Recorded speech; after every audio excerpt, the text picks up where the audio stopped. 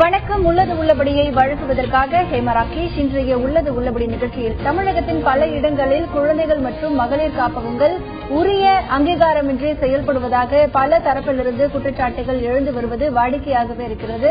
மேலும் கடந்த சில தினங்களுக்கு முன்பு சென்னை துறைப்பாக்கம் மற்றும் சோழிங்கநல்லூரில் அரசு அங்கீகாரம் இல்லாமல் செயல்பட்ட 2 காப்பகங்களில் அதிகாரிகள் ஆய்வு மேற்கொண்டு அதில் ஒரு காப்பகத்திற்கு சீல் வைக்கப்பட்டிருக்கிறது. அங்கிருந்து 32 சிறுவர் சிறுமியர்கள் மீட்கப்பட்டிருக்கிறார்கள். மேலும் கடந்த மாதத்தில் கோவை அருகே இருக்கக்கூடிய பொள்ளாச்சியில் அங்கீகாரம் இல்லாமல் செயல்பட்டு வந்த ஒரு காப்பகத்தில் ஒரு மர்ம நபர் நுழைந்து அங்கு இருக்கக்கூடிய 2 பள்ளி சிறுமிகளை பாலியல் பலாத்காரம் செய்த சம்பவத்திற்கு பிறகு பல்வேறு விதமான விதிமுறைகள் இந்த குழந்தைகள் காப்பகங்களை நடத்துவதற்கு வகுக்கப்பட்டது. கடந்த மாதம் தமிழக முதல்வர் தலைமையில் நடத்தப்பட்ட ஒரு ஆய்வுக் கூட்டத்தின் பொழுது தமிழகத்தில் மகளிர் மற்றும் குழந்தைகள் நல காப்பகங்கள் நடத்த வேண்டுமானால் 37 விதிமுறைகளை சரியாக பின்பற்றப்பட வேண்டும். அப்படி இல்லை என்றால் அவர்களுக்கு சிறை தண்டனை விதிக்கப்படும் என்கின்ற ஒரு முடிவும் எடுக்கப்பட்டது. மேலும் கடந்த வெள்ளிக்கிழமை சட்டப்பேரவையில் தமிழக அரசின் முறையான அனுமதி இல்லாமல் காப்பகங்கள் நடத்துபவர்களுக்கு 2 ஆண்டுகள் வரை சிறை தண்டனை விதிக்க செய்யும் ஒரு மசோதா தாக்கல் செய்யப்பட்டிருக்கிறது. இந்த சூழ்நிலையில் இன்னும் கூட தமிழகத்தின் பல இடங்களில் அனுமதி இல்லாமல் பல்வேறு காப்பகங்கள் செயல்பட்டு வருவதாக ஒரு புகாரும் இருக்கிறது. மேலும் இந்த தமிழகத்தில் செயல்பட்டுக் கொண்டிருக்கக்கூடிய இந்த காப்பகங்களில் தங்க வைக்கப்பட்டிருக்கின்ற சிறுவர் சிறுமியர்களுக்கு என்ன மாதிரியான வசதிகள் செய்து கொடுக்கப்பட்டிருக்கிறது, மேலும் இந்த காப்பகங்களில் இருக்கக்கூடிய அந்த குழந்தைகளுக்கு என்ன மாதிரியான உணவும் அவர்களுக்கான பாதுகாப்பு எப்படி இருக்கிறது, மற்ற காப்பகங்களின் நிலை என்பது எவ்வாறாக இருக்கிறது என்பது பற்றிய பல விவரங்களை இன்றைய உள்ளது உள்ளபடி நிகழ்ச்சியில் பார்க்க இருக்கிறோம். முதலில் இது பற்றிய ஒரு செய்தி தொகுப்பை பார்க்கலாம்.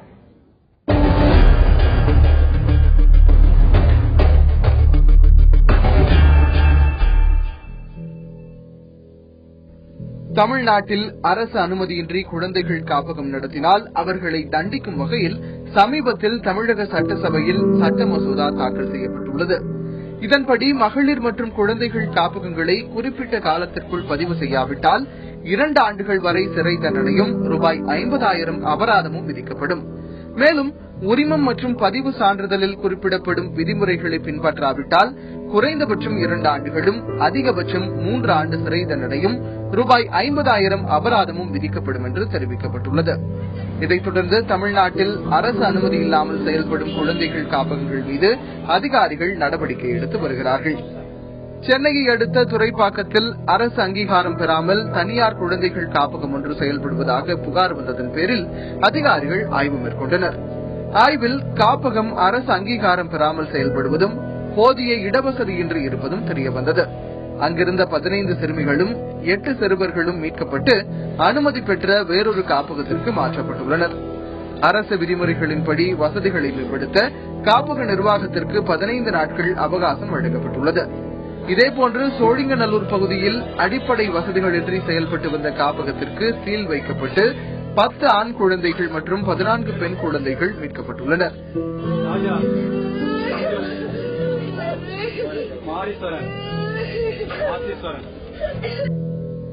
தமிழகத்தில் தற்போது அனுமதியின்றி இயங்கி வரும் பல காப்பகங்களில் ஆண் மற்றும் பெண் சிறார்களுக்கு தனி அறைகள், குழந்தைகள் விளையாட போதிய இடவசதி, சத்தான சுகாதாரமான உணவு உள்ளிட்ட பல முக்கிய தேவைகள் மறுக்கப்படுவதாக குற்றம் சாட்டும் சமூக ஆர்வலர்கள் இவற்றை உடனடியாக மூடுவதுடன் சம்பந்தப்பட்டவர்கள் மீது தகுந்த நடவடிக்கை எடுக்க வேண்டும் என்றும் கோரிக்கை விடுக்கின்றனர்.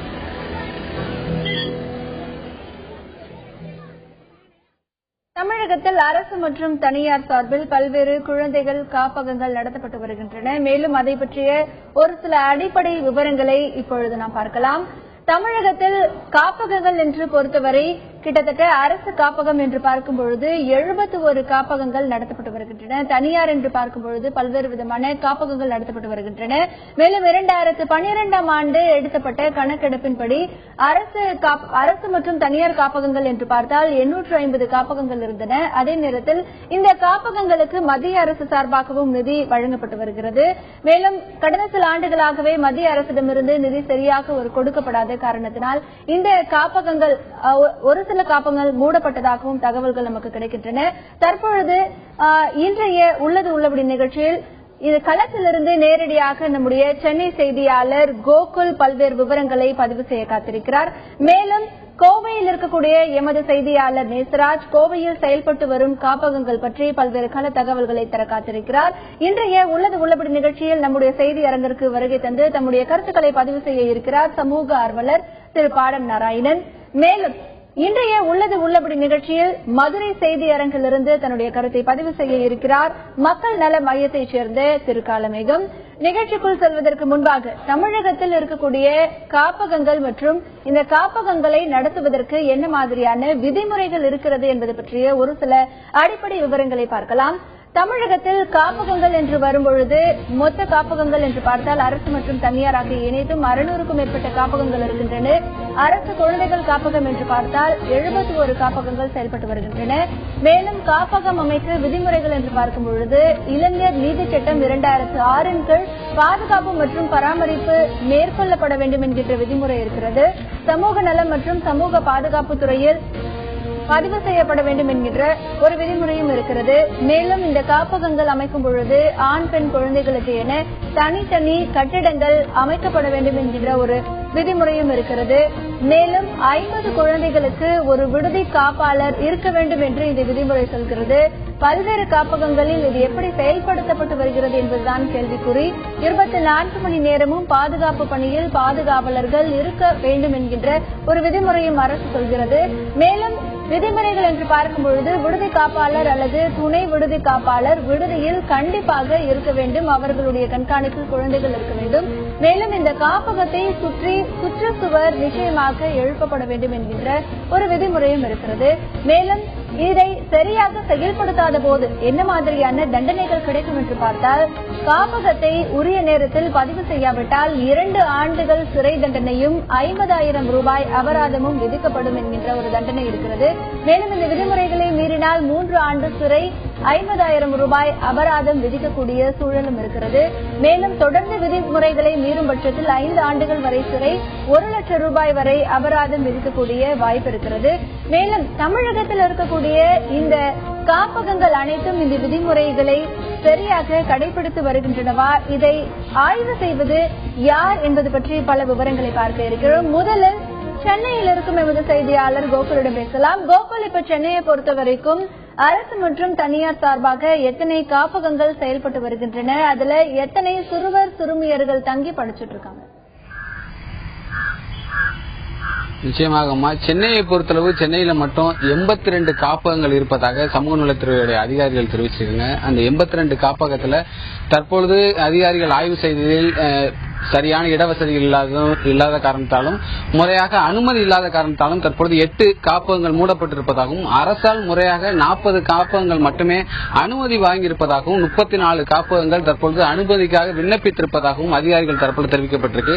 அதேபோன்று காஞ்சிபுரம் மாவட்டம், அதாவது சென்னை புறநகர் பகுதிக்கு உட்பட்ட காஞ்சிபுரம் மாவட்டத்தில் கிட்டத்தட்ட 150 காப்பகங்கள் இருப்பதாகவும் அதில் 70 காப்பகங்கள் மட்டுமே முறையாக அனுமதி பெற்று செயல்படுவதாகவும் மற்ற காப்பகங்கள் அனுமதிக்காக விண்ணப்பித்திருப்பதாகவும் ஒரு சில காப்பகங்கள் அனுமதி இல்லாமல் நடத்தி வருவதாகவும் அங்க இருக்கக்கூடிய அதிகாரிகள் தரப்பில் தெரிவிக்கப்பட்டிருக்கு. கடந்த சில நாட்களுக்கு முன்பு, அதாவது கடந்த 2 நாட்களுக்கு முன்பு சென்னை சோழிங்கநல்லூர் பகுதியில் சமூக நலத்துறையுடைய அதிகாரிகளும் குழந்தைகள் நல பாதுகாப்புத்துறை அதிகாரிகளும் குழந்தைகள் நல குழுமத்துடைய உறுப்பினர்களும் அந்த ஒரு காப்பகத்தை ஆய்வு செய்தார்கள். அந்த காப்பகத்தில் முறையான அனுமதி இல்லாமலும் சரியாக இடவசதிகள் இல்லாமலும் அந்த காப்பகம் கடந்த 18 ஆண்டுகளாக நடத்தி வந்திருப்பது அதிகாரிகளுடைய ஆய்வில் தெரிய வந்தது. உடனடியாக அந்த காப்பகத்தில் இருந்த 22 குழந்தைகள் பத்திரமாக மீட்கப்பட்டு அதே பகுதியில் இருக்கக்கூடிய ஒரு அரசு அங்கீகாரப்பட்ட அரசுடைய அனுமதி பெற்ற ஒரு காப்பகத்தில் அந்த குழந்தைகள் மீட்கப்பட்டு ஒப்படைக்கப்பட்டிருக்காங்க. அதே போல சென்னையில் இருக்கக்கூடிய துறைப்பாக்கம் பகுதியில் கடந்த 2 நாட்களுக்கு முன்பு அதே தினத்தில் அதிகாரிகள் ஆய்வு செஞ்சாங்க. அந்த ஆய்வின் போதும் அந்த காப்பகத்திலும் முறையாக இடவசதி இல்லாமலும் அனுமதி இல்லாமலும் நடத்தி வந்திருப்பது தற்பொழுது அந்த ஆய்வின் போது தெரிய வந்தது. அந்த காப்பகத்தில் இருந்த 8 குழந்தைகள் உடனடியாக மீட்கப்பட்டார்கள். 16 பெண் குழந்தைகள் அந்த காப்பகத்தில் தற்பொழுது தங்க வைக்கப்பட்டிருக்கிறார்கள்.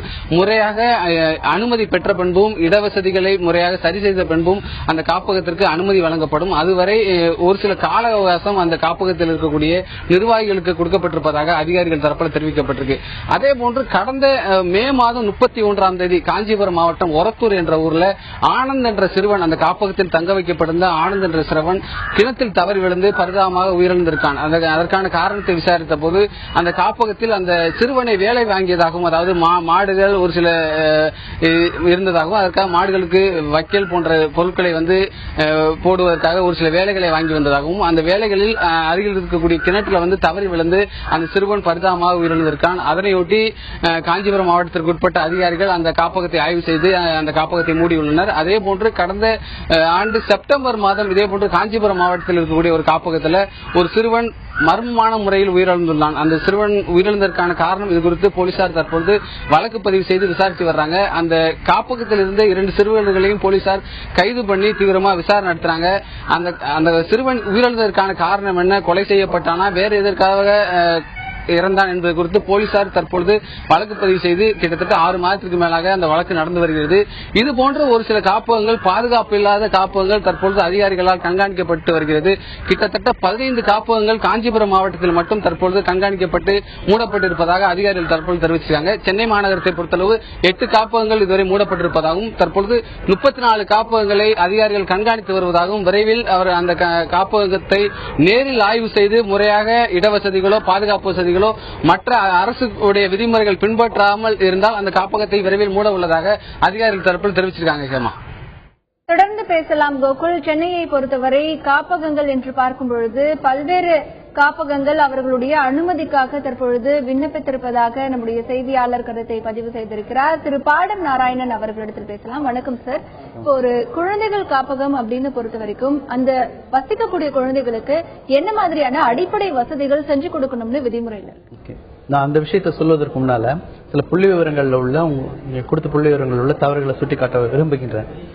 தமிழகத்துல இன்றைக்கும் 2000க்கும் மேற்பட்ட காப்பகங்கள் இருக்கின்றன. அது தனியார் காப்பகங்கள் மட்டுமில்லாம அரசு காப்பகங்கள் இருக்கிறது, அறநிலையத்துறை நடத்துற காப்பகங்கள் இருக்கிறது, மாற்றுத்திறனாளிகளுக்கான காப்பகங்கள் இருக்கின்றன. இன்றைக்கு எத்தனை காப்பகங்கள் இருக்கின்றன என்ற எந்த விவரமும் சமூக நலத்துறையிடமே இல்லை.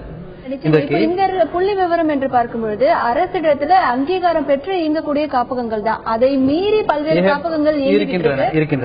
இந்த காப்பகங்கள் பாத்தீங்கன்னா அதிகமாக புட்டி செல்லும் போல காப்பகங்கள் வளர்வதற்கு சுனாமிக்கு பின்புதான் இந்த மாதிரியான விஷயங்கள்லாம் அதிகமானது. பல தன்னார்வ தொண்டு நிறுவனங்கள் சுனாமிக்கு பின் திடீர்னு மழையில் முளைத்த காலங்கள் முளைத்து அவர்கள் அதில் உள்ள நிதியை வைத்து இந்த காப்பகங்களை நடத்துவது ஒரு நல்ல ஒரு தொழிலாகவே மாற்றிவிட்டார்கள். உண்மையாகவே தமிழகத்துல பல நல்ல காப்பகங்கள் இருக்கின்றன. உண்மையாக தேவைப்படும் குழந்தைகளுக்கு நல்ல வசதிகளை செய்து கொடுக்கிறாங்க, அவங்களுடைய மேல் படிப்பு வரையும் உதவி செய்கிறாங்க, தரமானதா இருக்கின்றது, நல்ல கண்காணிப்பு இருக்கின்றது. ஆனால் அவை ஒரு மைனாரிட்டி தான். பெரும்பாலான காப்பகங்கள் இன்றைக்கு குழந்தைகளை வைத்து சுரண்டுவது, ஏழ்மையை சுரண்டும் ஒரு அமைப்பாக தான் இருக்கிறது. இதற்கு கடந்த பல ஆண்டுகளாக சமூக நலத்துறை, சமூக பாதுகாப்புத்துறை துணை போனது. சமூக பாதுகாப்புத்துறையில் கீழ்மட்டத்திலிருந்து மேல் மட்டம் வரையும் ஊழல். இந்த மாதிரி காப்பகங்களுக்கு பல்வேறு விதிமுறைகளை கொண்டு வந்து அந்த விதிமுறைகளை நீங்கள் அந்த விதிமுறைகள் கண்காணிக்கப்பட்டாதான் அதற்கு அங்கீகாரம் என்று சொல்லி அதற்காக ஒவ்வொரு மட்டத்திலும் இப்ப பாத்தீங்கன்னா பில்டிங் பெர்மிட் இருக்கணும், ஸ்டெபிலிட்டி சர்டிபிகேட் வேணும், ஃபயர் லைசன்ஸ் வேணும். இது எல்லாத்துக்கும் காசு வாங்கிட்டு இந்த விஷயங்கள் இல்லைனாலும் அவங்கள முறைகேடாக அங்கீகாரமும் கொடுக்காமல் அவங்கள செயல்பட அனுமதித்ததுனால்தான் இன்றைக்கு இவ்வளவு பெரிய பிரச்சனை இருக்கிறது. கடந்த 3 ஆண்டுகளாக சென்னை உயர்நீதிமன்றத்தில் வழக்கு போட்டு அதனாலதான் இப்போ ஓரளவுக்கு பல கட்டுப்பாடுகள் வந்திருக்கின்றன. இந்த சிறார் நீதி சட்டம் என்பது 2000 உருவாக்கப்பட்டு 2006 சட்ட திருத்தம் கொண்டு வரப்பட்டு எல்லா காப்பகங்களும் எந்த ஒரு மாநிலத்திலும் உள்ள காப்பகங்கள் அந்த சட்டம் உருவாக்கப்பட்ட 6 மாதங்களுக்குள் பதிவு செய்யப்பட வேண்டும் என்று இந்த சட்டம் கூறுகின்றது. அதற்கான விதிகளை தமிழக அரசு நான் வழக்கு போட்டதுக்கு அப்புறம் 2012ஆம் ஆண்டு தான் உருவாக்கினாங்க. இப்ப 2007ஆம் ஆண்டிலிருந்து இன்றைக்கு 2014ஆம் ஆண்டு 7 ஆண்டுகளாக 6 மாதத்தில் செய்ய வேண்டிய விஷயத்தை இன்றைக்கு 7 ஆண்டுகளும் முடிந்தும் இன்றைக்கும் எத்தனை காப்பகங்கள் இருக்கின்றன என்ற விவரங்கள் இல்லை. முன்னு ஆள் பற்றாக்குறை சமூக நலத்துறையில் இருக்கிறது. அது போக இருப்பவர்களுக்கு சரியான பயிற்சி கொடுக்கல. இளஞ்சிறார் நீதி சட்டத்தை தொடர்பான சரியான பயிற்சி இல்லை. அது போக குழந்தை நல குழுமங்களே உருவாக்கப்படவில்லை. 2 ஆண்டுகளுக்கு முன்னால்தான் தமிழகம் முழுவதும் குழந்தை நல குழுமங்கள் உருவாக்கப்பட்டன. அவங்களுக்கும் வேணுங்கிற வசதிகளை செய்து கொடுக்கல. அது போக ஒவ்வொரு மாவட்ட அளவிலும் இன்ஸ்பெக்ஷன் கமிட்டின்னு இருக்கணும், ஆய்வு செய்வதற்காக ஒரு குழுவை ஏற்படுத்த வேண்டும் என்று சிறார் நீதி சட்டம் இருக்குது. அதற்கான கமிட்டிகள் இல்லை. உங்களுக்கு ஹியூமன் ரிசோர்ஸே இல்லாத போது நீங்க எப்படி ஆய்வு செய்ய முடியும்? அதனால புற்றிசல் போல இந்த மாதிரி கிராமங்கள் தோறும் இன்றைக்கு காப்பகங்கள் உருவாக்கப்பட்டு ஏழை குழந்தைகள், அது மாதிரி பாத்தீங்கன்னா சிங்கிள் பேரண்ட், அம்மா இருப்பாங்க, அப்பா விட்டுட்டு போயிருப்பாரு, இல்ல விடவா இருப்பாங்க, இல்ல அவங்க ஓடி போயிருப்பாங்க. இந்த மாதிரியான கஷ்டத்துல இருக்கிற குடும்பங்கள் என்ன பண்றாங்கன்னா, குழந்தைகளை ஏதாவது ஹாஸ்டல்ல விட்டா பரவாயில்ல அப்படின்னு நினைக்கிற போது இந்த இதற்கான ஏஜென்ட்கள் இருக்காங்க, அவங்க போய் எடுத்துட்டு வந்து வைக்கிறாங்க. சம்பந்தமே இல்லாம தென் மாவட்டத்தில் உள்ள குழந்தைகள் வட மாவட்டத்திலையும், வட மாவட்டத்தில் உள்ள குழந்தைகள் எல்லாம் தென் மாவட்டத்திலையும் இந்த மாதிரி பெற்றோர் இல்ல சொந்தக்காரங்களுக்கு அருகாமையில் இல்லாம இங்கேயோ இருக்கிற ஒரு அவல நிலை இருக்கிறது. நீங்க விதிமுறைகளை பத்தி கேட்டீங்க, என்னெல்லாம் இருக்கணும்னு சொல்லிட்டு, அது சிறார் நீதி சட்டத்துல சிறப்பாக கொடுக்கப்பட்டிருக்கிறது. அதற்கப்புறம் அரசு விதிகளை உருவாக்கினாங்க சிறார் நீதி சட்டத்துல, அந்த விதிகளும் இருக்கின்றன. ஆனால் இப்பொழுது அரசு கொண்டு வந்திருக்கிற பல அம்ச திட்டம் எல்லாம் வந்தது. இந்த பொள்ளாச்சியில 2 குழந்தைகளை பாதிராத்திரி கடத்தி பாலியல் பலாத்காரம் செய்ததுக்கு அப்புறம் உருவாக்கப்பட்டது நீஜர் ரியாக்ஷன் சொல்லுவாங்க. இது முட்டாள்தனமான விதிமுறைகளை அரசு ஏற்படுத்தியிருக்கிறது. இந்த விதிமுறைகள் ஏற்கனவே சிறார் நீதி சட்டத்தில் இருக்கிற விதிகளை அமல்படுத்தாமல் மேம்போக்காக அவசரமாக இந்த விதிகளை ஒரு சில நாட்களில் உருவாக்கினாங்க. எங்களை மாதிரியான சமூக ஆர்வலர்களையோ, குழந்தை உரிமை ஆர்வலர்களையோ, மற்ற தன்னார்வ தொண்டு நிறுவனங்களே சிவில் சொசைட்டின்னு சொல்லுவாங்க, அவங்களை கலந்து ஆலோசிக்காம இவனங்களாக மேம்போக்கா உருவாக்கினது. இந்த விதிமுறைகளை அமல்படுத்தினால் அரசு காப்பகங்களை நடத்த முடியாது. 2 ஆண்டுகள் ஜெயிலாம் சொல்றீங்களா அப்படின்னா அரசு அதிகாரிகளே ஜெயிலுக்கு போயிட்டு இருக்கும். ஏன்னா எல்லா அரசு காப்பகங்களுமே அது அப்சர்வேஷன் ஹோமா இருக்கலாம், இல்ல சில்ட்ரன்ஸ் ஹோம் இருக்கலாம், இல்ல பல்வேறு பெயர்கள் அரசு காப்பகங்கள் நடத்துகின்றன. அரசு காப்பகங்கள் இந்த விதிகளை மீறிக்கொண்டிருக்கின்றன. அதனால இந்த விதிமுறைகள் என்பது குழந்தைகள் குவாரண்டைன் பண்ணி தனிமைப்படுத்துவதற்கு தான் உதவி செய்யுமே தவிர, ஏன்னா பெரும்பாலான பிரச்சனைகள் சிசிடிவி கேமரா போடணும், காப்பாளர்கள் இருக்கணும், இதெல்லாம் அரசு காப்பகங்களே இல்ல. ஒன்று. இரண்டாவது, பெரும்பாலான பிரச்சனை நிறைய நம்ம பேச இருக்கோம்.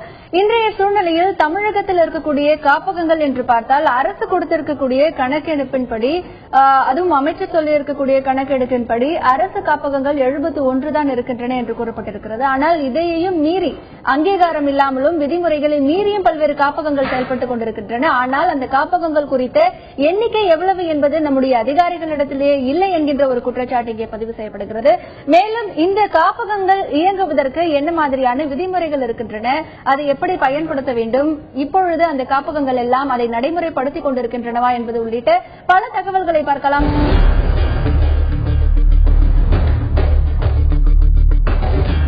தமிழகத்தில் தற்பொழுது அனுமதியின்றி விதிமுறைகளை மீறி இயங்கிக் கொண்டிருக்கும் பல்வேறு காப்பகங்கள், அதே நேரத்தில் காப்பகங்களில் நடைமுறைப்படுத்த வேண்டிய விதிமுறைகள் உள்ளிட்ட பல தகவல்களை பார்த்து வருகிறோம். சென்னையில் இருக்கும் எமது செய்தியாளர் கோகுலிடம் பேசலாம். கோகுல், இப்போ உங்களிடத்துல குழந்தைகள் நல சமூக ஆர்வலர் ஒருத்தங்க இருக்காங்க, அவங்க கிட்ட கேளுங்க. இன்னைக்கு சூழ்நிலையில சென்னையில் இப்போ செயல்பட்டு கொண்டிருக்கின்ற காப்பகங்கள்ல சொல்லப்பட்டிருக்கின்ற விதிமுறைகள் எல்லாமே சரியா பின்பற்றப்பட்டு வருகிறதா, அங்க நடைமுறைப்படுத்தப்பட்டு இருக்கக்கூடிய நிலை என்ன, அந்த குழந்தைகள் எல்லாமே பாதுகாப்பாகத்தான் அங்க இருக்கிறார்களா, அவங்க கிட்ட கேளுங்க. நிச்சயமாக, அதாவது குழந்தைகள் நல காப்பகத்திற்கென்று ஒரு சில அடிப்படை விதிமுறைகளை அரசு வகுத்துள்ளது. பாதுகாப்பு மற்றும் அடிப்படை வசதிகளை மேம்படுத்த வேண்டும். அது போன்ற வசதிகளை மேம்படுத்தியிருந்தால் மட்டுமே அந்த குழந்தைகள் காப்பதற்கு அனுமதி வழங்கப்படும் என்ற ஏற்கனவே அரசு விதிமுறை உள்ளது. இது குறித்து மேலும் குழந்தைகள் நல குழுமத்துடைய உறுப்பினர் நம்மிடம் இருக்கார், அவரிடம் இது குறித்து கேட்கலாம். சார், ஒரு குழந்தைகள் காப்பகம் நடத்தணும்னா அதற்கான விதிமுறைகள் என்ன, அதை யார் கண்காணிக்கிறது? குழந்தைகள் காப்பகம் நடத்தணும்னா நீங்க சமூக நலத்துறை இல்லைன்னா சமூக பாதுகாப்பு துறையில பதிவு செய்திருக்கணும். அதுக்கு நீங்க பதிவு செய்யணும்னாக்கா சுகாதாரத்துறையிலிருந்து சர்டிபிகேட், ஹெல்த் சர்டிபிகேட், தீயணைப்பு துறையிலிருந்து பாதுகாப்பு சேஃப்டி சர்டிபிகேட், அப்புறம் ஒரு இன்ஜினியர் கிட்ட பில்டிங் ஸ்டெபிலிட்டி சர்டிபிகேட் வாங்கிட்டு தாசில்தாரிடம் போயிருந்தீங்கன்னா ஃபார்ம் டி என்று சொல்லுவார்கள். அந்த சர்டிபிகேட் வாங்கிட்டு அதுல குழந்தைகள் எத்தனை குழந்தைகள் தங்க வைக்கப்படலாம், அந்த குழந்தைகளுக்கு போதுமான பாதுகாப்பு வசதி இருக்குதா, இதை பதிவு செய்து கொள்ளலாமா என்றதை இந்த சர்டிபிகேட்டை பேஸ் பண்ணி சமூக நலத்துறையோ அல்லது சமூக பாதுகாப்பு துறையோ உங்களுக்கு பதிவு சான்றிதழ் கூட ஜேஜே ரெஜிஸ்ட்ரேஷன் என்று சொல்லுவார்கள். இது கட்டாயமாக செய்ய வேண்டிய ஒன்று. இந்த குழந்தைகள் இல்லம் சைல்டு ஃப்ரெண்ட்லி என்விரான்மெண்ட்ல அது அமைக்கப்பட்டிருக்க வேண்டும். குழந்தைகளுக்கு நல்ல காற்றோட்டமான வசதி, நல்ல உணவு கொடுக்கக்கூடிய, பாதுகாப்பான குடிநீர் வசதி கொடுக்கக்கூடிய, நோய் தொற்று ஏற்படக்கூடாத சூழலை உடைய ஒரு பகுதியில தான் இந்த சில்ட்ரன் ஹோம் அமைந்திருக்கணும். அப்படிப்பட்ட இடத்துல அமைந்திருக்கிற இல்லத்திற்கு தான் அனுமதி கொடுக்கப்படும். இது போன்ற பாதுகாப்பு வசதிகளோட இப்ப இருக்கக்கூடிய குழந்தைகள் காப்பகம் நடைபெற்று வருகிறதா? நீங்க ஒரு அந்த கமிட்டியோட உறுப்பினராக இருக்கீங்க, நீங்களும் போய் நேர காப்பகத்தெல்லாம் ஆய்வு செஞ்சிருக்கீங்க. இப்ப அந்த காப்பகத்தில் இருக்கக்கூடிய குறைபாடுகள் என்ன? இப்போ குழந்தைகள் பாதுகாப்பு அலுவலரும் இதுல சேர்ந்து செய்து கொண்டிருக்காங்க. டிஸ்ட்ரிக்ட் சைல்ட் ப்ரொடெக்ஷன் ஆஃபீஸர் என்று சொல்வார்கள். நாங்கள் எல்லாரும் ஒன்றாக சேர்ந்துதான் போய் இந்த காப்பகத்தில் இருக்கக்கூடிய குழந்தைகளுக்கு வந்து அங்கே தங்கக்கூடியதான முறையான அனுமதி அளிக்கப்பட்டு வருகின்றது. போதுமான வசதியோடு இருக்கக்கூடிய போதுமான வசதி மற்றும் பதிவு செய்யப்பட்ட இல்லங்கள் மட்டும்தான் நடத்தப்படுவதற்கு அனுமதிக்கப்படுகிறதே தவிர மற்ற இல்லங்கள் எல்லாம் அதன் மீது நடவடிக்கை எடுக்கப்பட்டு வருகின்றது. சரி, இப்போ வந்து கடந்த சில நாட்களுக்கு 2 நாளுக்கு முன்பு சோழிங்கநல்லூர்ல ஒரு காப்பகத்தை வந்து அதிகாரிகள் மூடினாங்க. அந்த காப்பகத்தை பார்த்தா கடந்த 18 ஆண்டுகளாக அந்த காப்பகம் நடத்தி வந்திருப்பதாக அவங்க காப்பகம் தரப்புல தெரிவிக்கப்படுகிறது. இது வந்து அதிகாரிகளோட அலட்சிய போக்க தான். 18 ஆண்டுகளா ஒரு காப்பகம் அனுமதி இல்லாமல் நடந்துட்டு வந்திருக்கு. தற்பொழுது அந்த காப்பகத்தை சீல் வச்சிருக்காங்க. இப்போ 18 ஆண்டுகளா அதை கண்காணிக்காம போனது யாருடைய தவறு? இல்ல, அது நம்ம அது மாதிரி அது காஞ்சிபுரம் மாவட்டத்தில் இருக்குது. நான் சென்னை மாவட்டத்தினுடைய உறுப்பினர். அது பொதுவான ஒரு இது என்னன்னா, இப்ப சமீப நாட்களாகத்தான் வந்து நம்ம வந்து அதிக இதுக்கான முயற்சிகள் எடுக்கப்பட்டு வருகின்றது. அதனால இப்போ குழந்தைகள் எங்கெங்கெல்லாம் பாதுகாக்கப்பட்டு வருகிறார் அங்க எல்லாரும் அதிகாரிகள் வந்து சென்று அங்கே ஆய்வு செய்து கொண்டுதான் இருக்கின்றார்கள். காப்பகத்திற்கு அடிப்படை வசதிகள்லாம் என்னென்ன இருக்கு? ஒரு கட்டடத்திற்கு 3400 ஸ்கொயர் ஃபீட் இருக்கணும் அப்படிங்கிற மாதிரி ஒரு விதி இருக்கு. 25 குழந்தைகள் இருந்தா 3400 ஸ்கொயர் ஃபீட் விதி கட்டடத்திற்கான இட வசதி இருக்கணும். அது போன்ற அடிப்படை வசதிகள் ஒரு காப்பகத்திற்கு என்னென்ன மாதிரி வசதிகள் செய்யப்படும் சார்? அதாவது நம்முடைய இல்லத்துல இருக்கக்கூடிய நம்முடைய குழந்தைகளுக்கு என்னெல்லாம் வசதி ஏற்படுத்தணும் நம்ம நினைக்கிறோமோ அத்தனை வசதிகளும் அந்த குழந்தைகளுக்கு கொடுக்கப்படும். அதாவது அந்த குழந்தைகளுக்கு டார்மெட்ரி இருக்கணும், ஹால் இருக்கணும், லைப்ரரி இருக்கணும், கிச்சன் இருக்கணும், டைனிங் ரூம் இருக்கணும், பாத்ரூம் ஃபெசிலிட்டி, லெட்ரின் ஃபெசிலிட்டி, இது எல்லா வசதிகளும் இருக்கணும். எல்லா வசதிகள் இருந்தால் மட்டும்தான் அனுமதி கொடுக்கப்படும். இல்லை என்றால் அனுமதி கொடுக்கப்படாது. அரசு சார்பா இது போன்ற காப்பகங்களுக்கு ஏதாவது நிதி உதவி செய்யப்படுகிறதா? இல்ல அந்த மற்ற காப்பகங்களுக்கு, அந்த குழந்தைகள் நல காப்பகங்களுக்கு எங்க இந்த நிதி வரப்படுது? அந்த நிதியை வந்து எப்படி செலவழிக்கிறாங்க அதை கண்காணிக்கிறது யாரு? இல்ல, இதுவும் உங்களுக்கு வந்து நீங்க இந்த ஜேஜே ரெஜிஸ்ட்ரேஷன் அப்ளை பண்ணுகின்ற பொழுது அதுல உங்களுக்கு இது ஒரு கண்டிப்பாக கேட்கப்படுகின்ற ஒரு கேள்வி. எங்கிருந்து நிதி பெறப்படுகின்றது, அந்த நிதி எவைகளுக்கெல்லாம் செலவு செய்யப்படுகிறது என்ற கணக்குகளும் அதுல சேர்த்து கொடுக்கப்படுகிறது. பொதுவா இங்க இருக்கிற தன்னார்வ தொண்டு நிறுவனங்கள் இங்க இருக்கின்ற வாலண்டியர்ஸ் மூலமாக தான் இந்த இல்லங்கள் நடத்தப்படுகின்றது. வாலண்டியர் கிஃப்ட்ஸ், டொனேஷன், நாங்கள் செல்கிற இடங்கள்ல பார்க்கிற பொழுது இப்படிப்பட்ட டொனேஷன்ஸ் மூலமாக இல்லங்கள் நடத்துகிறார்கள். சில நிறுவனங்கள் வெளிநாட்டு நிதியோடு நடத்தப்படுகின்றது.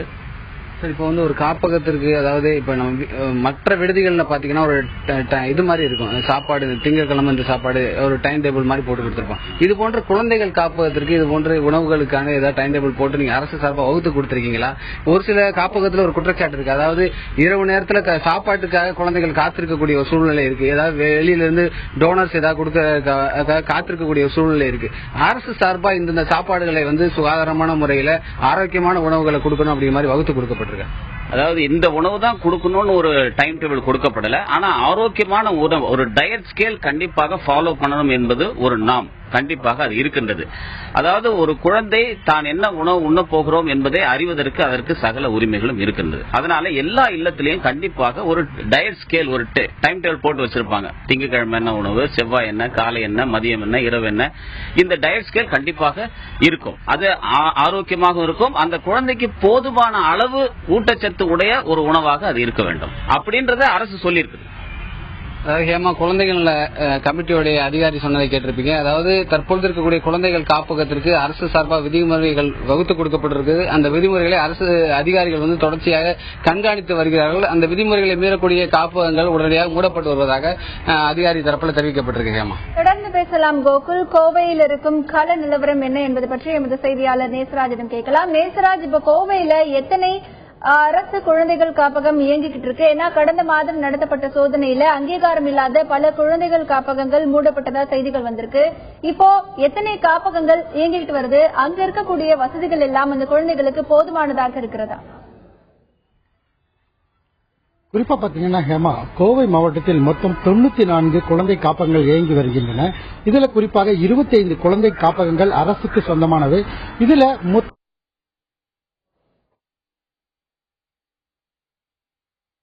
தொடர்ந்து பேசலாம் நேசராஜ். தற்பொழுது தமிழகத்தை பொறுத்தவரை பல்வேறு இடங்களில் குழந்தை காப்பகங்கள் செயல்பட்டு வருகின்றன. அதில் பல காப்பகங்கள் அரசு அங்கீகாரம் இல்லாமலும் மேலும் பல காப்பகங்கள் முறையான ஒரு செயல்பாடு இல்லாமலும் இருப்பதாக பல்வேறு தரப்பிலிருந்து குற்றச்சாட்டுகள் வந்த வண்ணம் இருக்கின்றது.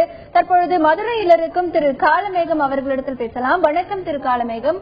மதுரையை பொறுத்தவரைக்கும் எத்தனை குழந்தைகள் காப்பகங்கள் செயல்பட்டு வருகின்றன? இன்றைக்கு அந்த குழந்தைகள் காப்பகங்களில் அந்த குழந்தைகளுக்கு தேவையான வசதிகள் எல்லாம் சரியாக செய்து கொடுக்கப்பட்டிருக்கா? மதுரையை பொறுத்தவரை இன்னைக்கு அங்கீகரிக்கப்பட்ட காப்பகங்கள் பார்த்தோம்னா 4-5 தான் இருக்கும். அரசு காப்பகங்கள் இருக்கான்றது தெரியல. எனக்கு தெரிஞ்ச அரசு காப்பகங்கள் இருக்கா என்னன்றது தெரியல. காப்பகங்கள் பாத்தீங்கன்னா இப்ப ஈப்பூசல் வர்ற மாதிரி இருக்கு. அதாவது இஷ்டத்துக்கு அவங்க காப்பகங்கள் வெளிநாட்டுகளுக்கு குழந்தைகளை விற்பனை செய்வதற்காகவே இந்த குழந்தை காப்பகங்கள் உருவாக்கிட்டு இருக்கு. அதாவது உண்மையாக அடாப்ஷன் செய்யணும்னு நினைக்கிறவங்க, குழந்தைங்க அடாப்ஷன் பண்ணணும்னு நினைக்கிறவங்க இப்ப குழந்தை தத்தெடுக்க முடியாத நிலைமையில் உள்ளார்கள். காரணம் பாத்தீங்கன்னா விற்பனை குழந்தை, அதாவது பொம்மை விற்கிற மாதிரி இன்னைக்கு குழந்தைகளை விற்பனை செய்ய ஆரம்பிக்கிறாங்க காப்பகங்கள்ல. அதான் அங்கீகாரம் இல்லாத காப்பகங்கள்ல இருந்து அங்கீகரிக்கப்பட்ட காப்பகங்களுக்கு என்கிட்ட இத்தனை குழந்தைகள் இருக்கு, விற்பனைக்கு நான் தயாரா வச்சிருக்கேன், வேணும்னா அந்த மாதிரி சொல்லக்கூடிய நிலைமைகள் இன்று நாட்டில் இருக்கு. தமிழ்நாட்டில் பொறுத்தவரை அதை கண்காணிக்க வேண்டும். மாவட்ட ஆட்சியாளரோ சமூக நலத்துறையோ மற்றும் அனைத்து துறையும் அது குறித்து சம்பந்தப்பட்ட அதிகாரிகள் என்னென்ன காப்பகங்கள் கரெக்டா இருக்கா என்ன ஏது அதுக்குரிய வெள்ளை அறிக்கையை பத்திரிகையில் வெளியிட வேண்டும். இந்த குழந்தைகள் எல்லாம் இத்தனை குழந்தைகள் இருக்கணும், இப்படி என்ன பாதுகாப்பு இருக்கா இல்லையாண்டு அதுக்குரிய எந்த ஒரு அறிக்கையும் இதுவரைக்கும் பத்திரிகையில் வெளியே வரவில்லை. அதனால மதுரை மாவட்டத்தை பொறுத்தவரை எத்தனை காப்பகங்கள் அங்கீகரிக்கப்பட்டு இருக்கிறது, இல்லாத காப்பகங்களை உடனடியாக மூடுவதற்கு சமூக நலத்துறை உடனடியாக நடவடிக்கை எடுக்கணும். அதுவும் இல்லாமல் இந்த சாப்பாடு விஷயம் ஒன்று பாத்தீங்கன்னா இப்ப கல்யாணத்துல மிச்சமாகிற சாப்பாடு, அதாவது காலையில 9 மணிக்கு பண்ணிருப்பாங்க, மத்தியானம் 3 மணிக்கு சாப்பாடு, அந்த குழந்தைங்க அதை சாப்பிடுவாங்க. சாப்பிடும் போது என்ன ஆகும்னா அவங்களுக்கு ஒரு நாள் காசு மிச்சம், கிட்டத்தட்ட 1500 மிச்சத்தை பார்த்துக்கிட்டு இந்த குழந்தைகளுக்கு இந்த சாப்பாடை கொடுக்குறாங்க. கெட்டு போச்சா என்னன்றதை பார்க்க மாட்டாங்க. அதே தயவு செய்து அனைத்து காப்பகங்களும் அதை அவாய்ட் பண்ணியே ஆகணும். ஏன்னா அதுல அந்த சாப்பாடு வர்ற காசை இவங்க அடிச்சுக்கிறாங்க. அதனால மிந்தி போன சாப்பாடு இவங்க கொடுக்கிற அரசு உடனடியா இந்த விஷயத்தை தலையிடணும் கட்டாயமா இந்த விஷயத்தை. திரு காளமேகம், தமிழகத்தில் இருக்கக்கூடிய பல்வேறு காப்பகங்களில் முறையான ஒரு அங்கீகாரம் இல்லை என்கின்ற ஒரு குற்றச்சாட்டம் இருக்கிறது. அதே நேரத்தில் பல நல்ல காப்பகங்களும் விதிமுறைகளுக்கு உட்பட்டு செயல்பட்டுக் கொண்டுதான் இருக்கின்றன. அதே நேரத்தில் அரசின் அங்கீகாரம் இல்லாமல் செயல்பட்டுக் கொண்டிருக்கின்றன பல காப்பகங்கள். இதற்கான எண்ணிக்கையை ஆய்வு செய்ய வேண்டுமானால் அதிகாரிகள் முன்னெடுத்து அதற்கான நடவடிக்கைகளை எடுக்க வேண்டும் என்ற கருத்து பதிவு செய்யப்படுகிறது. மேலும் இது குறித்த பல தகவல்களை பார்க்கலாம்.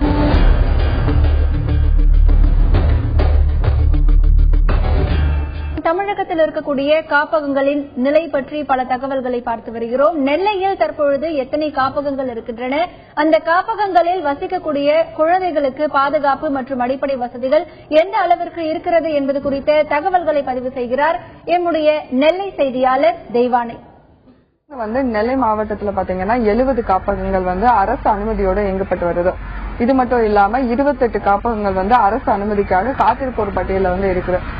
இதுவரை கடந்த 1 வருடத்திலிருந்து 2 வருடத்துக்குள்ள 38 காப்பகங்கள் மூடப்பட்டிருக்கு. அதாவது அவங்களுக்கு பேசிக் ஃபெசிலிட்டிஸ் அடிப்படை வசதிகள் இல்லாத காரணத்தாலும் 100 குழந்தைங்க இருக்க வேண்டிய இடத்துல 200 குழந்தைங்க 250 குழந்தைங்க இருந்தது காரணத்தாலும், அது மட்டும் இல்லாம சுகாதாரமற்ற நிலையில செயல்பட்டதாகவும் 38 காப்பகங்கள் மூடப்பட்டிருக்கு. இது மட்டும் இல்லாம தற்போது சமூக ஆர்வலர்கள் கூடும்போது அரசு நெறிமுறைகளை பின்பற்றாத குழந்தைகள் காப்பகங்களை அரசு உடனடியா அவங்க அதை மூடி சீல் வைக்கணும் அப்படிங்கறதும், அந்த நெறிமுறைகளை பின்பற்றாத அந்த காப்பகங்களை அரசு உடனடியா நடவடிக்கை எடுக்கணுங்கிறதான் பொதுமக்கள் மற்றும் சமூக ஆர்வலர்களின் கருத்தா இருக்கு. அடுத்ததாக வேலூர் மற்றும் கன்னியாகுமரியில் நிலை எப்படி இருக்கிறது என்பது பற்றிய தகவல்களை பதிவு செய்கிறார்கள் நம்முடைய செய்தியாளர்கள் காண்டிபன் மற்றும் ஜெபர்சன்.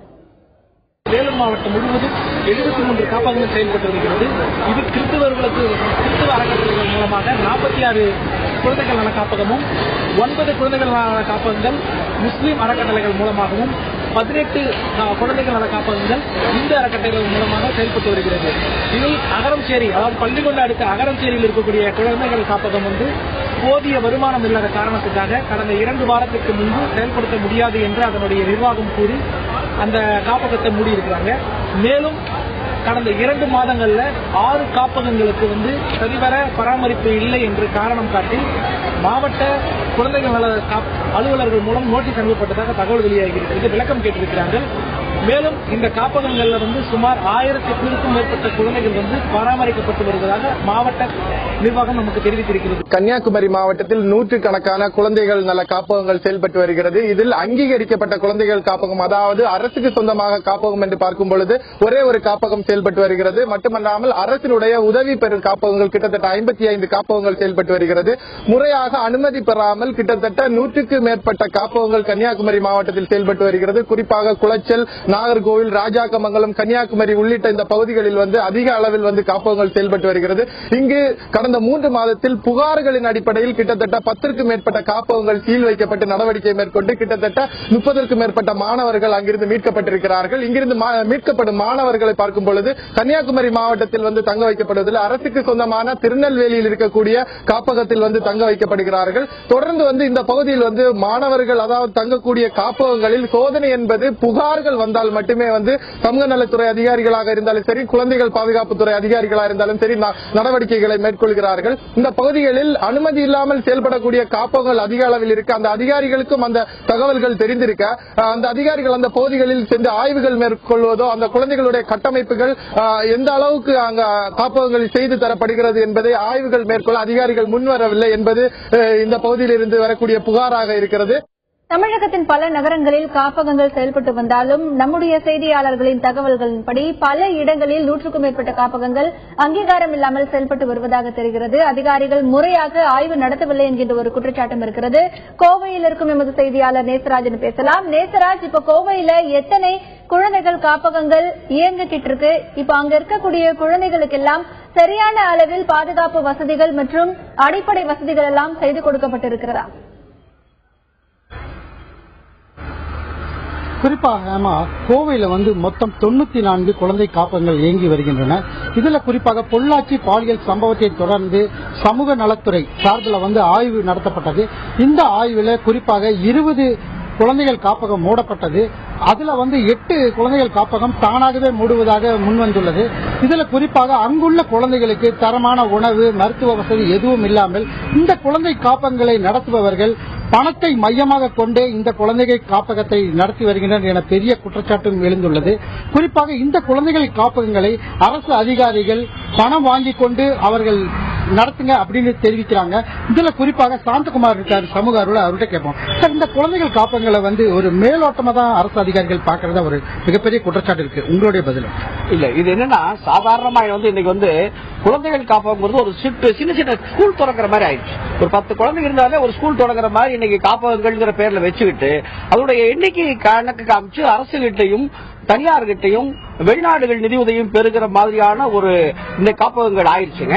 ஆகவே இந்த காப்பகங்கள் ஒரு சரியான ஒரு பராமரிக்காத காரணத்தால் தான் இன்னைக்கு நீங்க பொள்ளாச்சியில நீங்க நல்ல முறையில பாத்தீங்கன்னா ஒரு சாதாரண குடும்பத்தில் இருக்கிற குழந்தைகளுக்கு ஒரு பாலியல் வன்கொடுமைங்கிறது உறவுகளாலும் நெருங்கிய உறவுகளாலும் மற்றவர்களாலும் நடத்தப்படும் போது ஆதரவற்ற குழந்தைகள், யாரும் கேட்பாரற்ற குழந்தைகளாக இந்த குழந்தைகள் இருக்கிற போது மிக மோசமான நிலையில் இது பாத்தீங்கன்னா தொடர்ந்து நடந்துட்டு இருக்கிறது. இப்பதான் பாதிக்கப்பட்டு வெளியில தெரிஞ்சிருக்கு. இந்த வெளியில தெரிஞ்ச உடனேதான் இன்றைய தினம் எல்லா அரசு அதிகாரிகளும் அதை போய் ஆய்வு செய்கின்ற நிலை ஏற்படுகிற போதுதான் தங்களை தாங்களே 20 காப்பகங்கள் சாத்திக் கொள்ளுகிறோம் என்று சொல்லுகின்ற நிலை இன்னைக்கு மோசமா ஏற்பட்டிருக்கு. அப்படின்னா அதனுடைய காரணம் இதுவரை யாரும் கேட்பாரற்று, யார் வேண்டுமானாலும் காப்பகம் வச்சுக்கலாம், யார் வேண்டுமானாலும் அதை செலவுகளை பயன்படுத்திக்கலாம், யார் வேண்டுமானாலும் வசூல் பண்ணிக்கலாங்கிற ஒரு நிலை, மோசமான நிலை இந்த நிலை ஏற்பட்டு.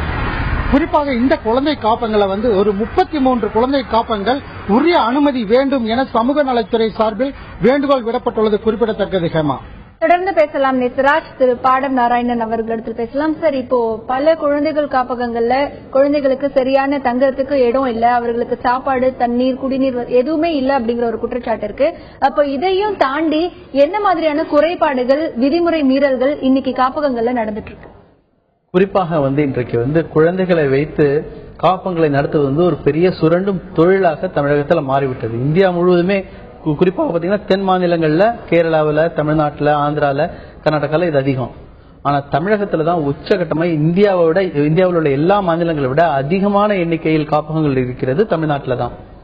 இது இந்த காப்பகங்கள்ல குழந்தைகளுக்கு என்ன வசதி செய்து கொடுக்கணும்ன்றது கேட்கறத விட இத்தனை காப்பகங்கள் தேவையா, இந்த குழந்தைகளுடைய குடும்பங்கள் என்ன ஆகின, இந்த குழந்தைகள் குடும்பத்துல தானே பாதுகாப்பு, பெற்றோரிடம் வளர்வது ஒவ்வொரு குழந்தையின் அடிப்படை உரிமை. அந்த உரிமை மீறப்பட்டு இன்றைக்கு குழந்தைகள் வந்து ஆதரவற்று சம்பந்தம் இல்லாம யாரோ மணி அடிச்சா சோறு போடுற மாதிரி யாரோ கொடுக்கிற உணவு, ஹோட்டல்ல இருந்து மிஞ்சிற உணவு, கல்யாண மண்டபத்துல இருந்து மிஞ்சிற உணவு, அது போக பாலியல் சுரண்டல்கள், பல்வேறு விதமான சுரண்டல்கள், உடல் ரீதியான துன்புறுத்தல், இதெல்லாம் வந்து இவங்க எந்த மாதிரியான மனிதர்களா எதிர்காலத்தில் உருவாக போறாங்க? இத்தனை காப்பகங்கள் வேண்டும், அந்த குழந்தைகள் ஏன் பெற்றோரிடம் இருக்க முடியவில்லை? அதற்கான சமூக காரணங்கள் என்ன? அதற்கான அரசுடைய ஆளுகை பற்றாக்குறை, அதுல இருக்கிற குளறுபடிகள். தெருவுக்கு தெருவு டாஸ்மாக் கடையை திறந்துட்டு டாஸ்மாக் கடையில வியாபாரம் அதிகமாக இந்த மாதிரி காப்பகங்கள் பெருகி கொண்டிருக்கின்றன. இப்ப அரசு வந்து இவ்வளவு மோசமா மக்கள் நலன் சார்ந்து நடத்தாத போது இந்த காப்பகங்கள் உருவாவதை தவிர்க்க முடியவில்லை. இப்படி பல காரணங்கள் இருக்கின்றன. இப்ப இந்த குழந்தைகளுக்கு என்ன மாதிரியான பாதுகாப்பு என்ற போது நீங்க பாத்தீங்கன்னா building certificate, stability certificate, fire licence இருக்கிறதா, குடிநீர் வசதிகள், கழிப்பிட வசதிகள் இருக்கிற இந்த மாதிரி ஒரு விஷயங்களை போட்டுட்டு அவங்க வந்து ஒரு அப்ரூவல் கொடுத்துறாங்க. இப்ப அது கூட வந்து அப்ரூவல் கொடுப்பதற்கு பயன்படுத்துவதில் எந்த கட்டடமும் வந்து ஸ்டெபிலிட்டி சர்டிபிகேட் உடனே வாங்க முடியாது. அப்ப அந்த பணத்தை வாங்கிட்டு அவங்கள செயல்பட அனுமதிக்கிறதுக்கு அது லஞ்சம் வாங்குவதற்கான ஒரு வாய்ப்பா தான் அதெல்லாம் பயன்படுத்திக்கிறாங்க. ஒண்ணு. ரெண்டாவது, ஆற்றுப்படுத்துவதற்கு குழந்தைகளுக்கு வந்து personal care, individual care plan சொல்லுவாங்க. ஒவ்வொரு குழந்தையும் அதோடைய கல்வி சரியா இருக்கிறதா, இது வந்து கூட்டமா பிளாட்ஃபார்ம்ல படுத்து தூங்குற, ரயில்வே ஸ்டேஷன் தூங்குற மாதிரி டார்மெட்ரி மாதிரி ஒரே இடத்துல படுத்து தூங்குவது, பகல் நேரத்தில் அதுவே சாப்பாட்டு கூடமாக மாறுவது, சனி ஞாயிறுல வந்து பல்வேறு தன்னார்வ தொண்டு நிறுவனங்களோ இல்லைன்னா இந்த ஐடி செக்டார்ல இருக்கிறவங்களோ மற்றவர்களை வந்து டொனேஷன் கொடுக்கும் போது அவங்கள வந்து பொம்மை மாதிரி ஜூல வந்து குழந்தைகளை காமிக்க, மிருகங்களை காமிக்கிற மாதிரி இந்த குழந்தைகளை காமிச்சு பணம் சம்பாதிக்கிறது, இந்த மாதிரியான ஒரு சூழல் தான் இருக்கின்றது. இப்போ அந்த குழந்தைகளுக்கு வந்து நர்ஸ் இருக்காங்களா, இல்ல இப்ப வந்து மெடிக்கல் செக்அப் தொடர்ந்து நடத்தப்படுகின்றதா, அவங்களுக்கு முதலுதவி ஏதாவது இருக்கிறதா, அவங்க உடம்பு சரியா இல்லைன்னா உடனடியாக உதவி கொடுக்கிறதா, ஊட்டச்சத்து சரியான ஊட்டச்சத்து கிடைக்கிறது, இந்த மாதிரி பல்வேறு விஷயங்கள் இருக்கின்றன. அதை எல்லாம் யாரும் பார்ப்பதற்கு ஆளே கிடையாது. பெரிய அளவில் ஆள் பற்றாக்குறை இருக்கு. மத்திய அரசு வந்து 3 ஆண்டுகளுக்கு முன்னால ஒருங்கிணைந்த குழந்தை பாதுகாப்பு திட்டம் என்ற ஒரு திட்டத்தை உருவாக்கி எல்லா மாநில அரசுக்கும் நிதி கொடுக்கறாங்க. ஒவ்வொரு மாவட்டத்திலும் வந்து மாவட்ட குழந்தை பாதுகாப்பு அமைப்பு ஒன்று உருவாக்கணும். அதுல வந்து குழந்தை பாதுகாப்பு அலுவலர் இருக்கணும். அவர் கீழே வந்து சோசியல் ஒர்க்கர்ஸ்ன்றவங்க, மற்ற ஆற்றுப்படுத்துதலுக்கு வேணுங்கிறவங்க, சைல்டு சைக்காலஜிஸ்ட், இந்த மாதிரி பலர் இருக்கணும். அவங்களுக்கு எல்லாம் நிதி கொடுக்கணும் இருக்கு. ஆனா இதெல்லாம் முறையாக அரசு செய்யவில்லை. எல்லாம் வழக்கு போட்டுதான் ஒவ்வொரு விஷயத்தையும் தள்ள வேண்டியிருக்கு. பொதுநல வழக்கு போட்டுதான் உயர் நீதிமன்றத்தின் மூலமாக பல விஷயங்கள், உச்ச நீதிமன்றமே பல விஷயங்கள் கேட்டது. கடந்த ஆண்டு வந்து உச்ச நீதிமன்றம் ஒவ்வொரு மாநிலத்திலும், குறிப்பாக இந்த உச்ச நீதிமன்றத்தில் ஒரு வழக்கு நடப்பதே அப்படின்னா வெளி மாநிலங்கள், குறிப்பாக வந்து வடகிழக்கு மாநிலங்களிலிருந்து பல குழந்தைகள் கடத்தி வரப்பட்டு தமிழகத்தில் உள்ள காப்பகங்களில் வைக்கப்பட்டு இந்த குழந்தைகளுக்கு பெற்றோர் இருக்கிற போது கூட இந்த குழந்தைகளுக்கு மாற்று பெயர் கொடுத்து இந்த குழந்தைகள் எல்லாம் அனாதைகள், பெற்றோர் எல்லாம் இறந்து போய்விட்டார்கள், இந்த குழந்தைகளுடைய பெற்றோர் வந்து தீவிரவாதிகளால் கொல்லப்பட்டாங்க, இந்த மாதிரி எல்லாம் சொல்லி மத ரீதியான நிறுவனங்கள் வந்து அமெரிக்காவிலிருந்தும் ஜெர்மனியிலிருந்தும் மற்ற நாடுகளிலிருந்தும் அதிகமாக நிதி திரட்டுவதற்காக இப்படி வடகிழக்கு மாநிலங்களிலிருந்து வருது. சொன்னாங்கல்ல குழந்தைகளை விற்கிறாங்கன்னு. ஒரு 2 ஆண்டுகளுக்கு முன்னால மேட்டுப்பாளையத்திற்கு வந்து ஒடிசாவிலிருந்து குழந்தைகள் கொண்டு வரப்பட்டது. ஒரு பாஸ்டர் வைத்துக் கொண்டிருந்தார் ஓராண்டுகளாக. கன்னியாகுமரியிலிருந்து இன்னொரு பாஸ்டர் வந்து மேட்டுப்பாளையத்திலிருந்து இந்த குழந்தைகளை விலைக்கு வாங்கிட்டு போய் அவர் ஒரு காப்பகத்தை உருவாக்குறார். இப்ப கன்னியாகுமரி பத்தி பேசணும். தமிழகத்திலேயே 2வது சிறிய மாநிலம் மாவட்டம் கன்னியாகுமரி. அரியலூர், பெரம்பலூருக்கு ரொம்ப சிறிய மாவட்டம். மொத்தமே 18 லட்சம் மக்கள் தான் மக்கள் தொகை இருக்கிறது. ஆனா கன்னியாகுமரியில தான் பாத்தீங்கன்னா தமிழகத்திலேயே அதிகமான எண்ணிக்கையில் காப்பகங்கள் இருக்கின்றன. High density. கன்னியாகுமரியில் இருக்கிற ஒவ்வொரு கிராமத்திலையும் வந்து காப்பகங்கள் உருவாக்கப்பட்டிருக்கிறது. இது பெரும்பாலான காப்பகங்கள் வந்து மத ரீதியான காப்பகங்கள் இருக்கு. வந்து இந்து மதமா இருந்தாலும் சரி, இஸ்லாமிய மதமா இருந்தாலும், கிறிஸ்துவ மதத்துல மத போதகர்கள் நிறைய இருக்காங்க. எல்லோருமே காப்பகங்கள் வந்து வச்சுக்கிறது வந்து அவங்களுக்கு வசதியா இருக்கிறது. அது போக பாத்தீங்கன்னா மதராசாஸ் சொல்றோம் இல்லையா, அந்த இஸ்லாமிய கல்வி கொடுப்பதற்காகவும் பல இடங்களிலிருந்து குழந்தைகள் கொண்டு வரப்பட்டு வைக்கிறது. கேரளாவிலையும் நடக்குது, தமிழகத்தில் இருக்குது. இந்த மாதிரியான மதராசங்களை பார்ப்பதற்கு ஆள் இல்லை. கேட்ட மைனாரிட்டிஸ்ன்றாங்க. ஆனா குழந்தைகளுக்கு பாதுகாப்பு கொடுக்க வேண்டியது நம்மளுடைய சட்டத்துல, நம்மளுடைய அரசியல் சாசனத்திலே இருக்கின்றது. இந்த மாதிரியான விஷயங்கள் நிறைய விஷயங்கள் பேசலாம். தற்பொழுது தமிழகத்தின் இந்த குழந்தைகள் காப்பகங்கள் என்பது சமூக பிரச்சனையாகவும் பார்க்கப்படுகிறது. யாருடைய கண்காணிப்பும் இல்லாமல் வளரக்கூடிய இந்த குழந்தைகள் என்பது எதிர்காலத்தில் என்னவாக போகிறார்கள் என்பதற்கான ஒரு கேள்விக்கு விடையளிக்கக்கூடிய நிலை யாரிடத்திலும் இல்லை. இதற்கான ஒரு எண்ணிக்கை எப்படி இருக்கிறது, அந்த குழந்தைகளின் நிலை எப்படி பார்க்கப்படுகிறது என்கின்ற ஒரு விவரம் அரசிடத்தில் இல்லை என்கின்ற ஒரு குற்றச்சாட்டும் இங்கே இருக்கிறது. இது பற்றி மேலே பல தகவல்களை பார்க்கலாம்.